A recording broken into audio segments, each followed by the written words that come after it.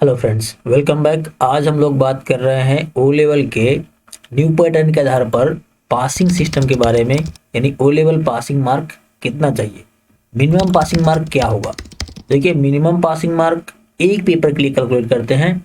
तो एक पेपर में हमें मिनिमम थ्योरी में 33% और प्रैक्टिकल में भी 33% चाहिए होगा।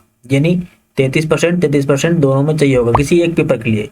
मतलब है कि 100 में से 33 और प्रैक्टिकल में भी 100 में से 33, यानी 100 नंबर का प्रैक्टिकल और 100 नंबर का थ्योरी, दोनों मिला करके होता है आपका 200 नंबर। इन 200 में से 100 नंबर चाहिए, यानी 50% आपको चाहिए दोनों में से। कैसे कैलकुलेट होता है ये समझिए।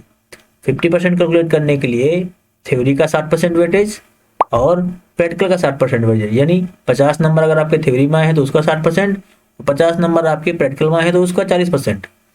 तो 40 और 60 का वेटेज ऐसे निकालना है। तो 50 का 60% आपका हो गया 30 और 50 का 40% आपका हो गया 20, यानी थ्योरी का 60% वेटेज और प्रैक्टिकल का 40% वेटेज।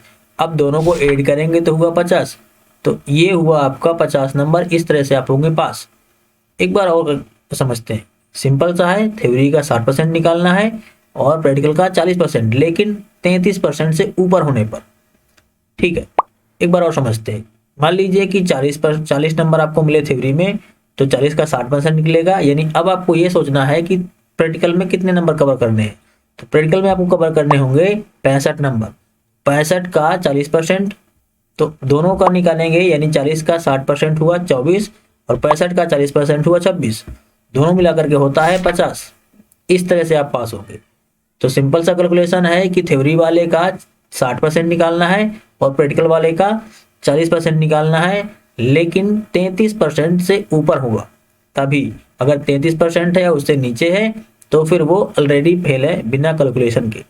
तो ये सिस्टम है पासिंग का। तो मिनिमम 50 नंबर चाहिए, और 50 नंबर किस तरह से चाहिए पास होने के लिए वो भी हमने बता दिया, 60 और 40 का वेटेज लेकर के। अब समझते हैं कि अगर आपका 50 नंबर आया या ज़्यादा नंबर आए तो आपको कौन सा ग्रेड मिलने वाला है।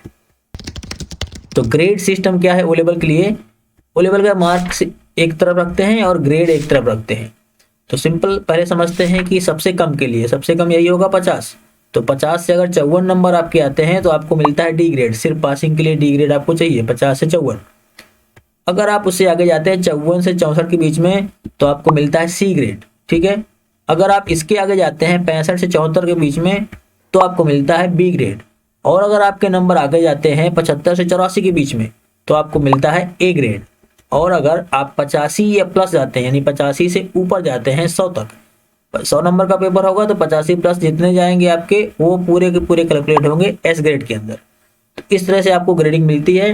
तो ये एक पेपर का ग्रेड है, किसी एक पेपर का ग्रेड है। आपके 4 पेपर में से फिर चारों पेपर का टोटल ग्रेड निकाला जाएगा और टोटल ग्रेड के बाद फिर आपको एक फाइनल ग्रेड मिलेगा जो सर्टिफिकेट में आपके शो होगा।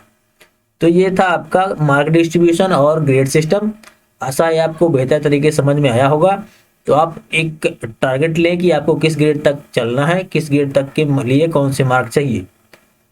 अगर आपका कोई सवाल बचता है या कोई डाउट है तो आप कमेंट करें, आपको बिल्कुल सेटिस्फैक्टरी आंसर जरूर दिया जाएगा।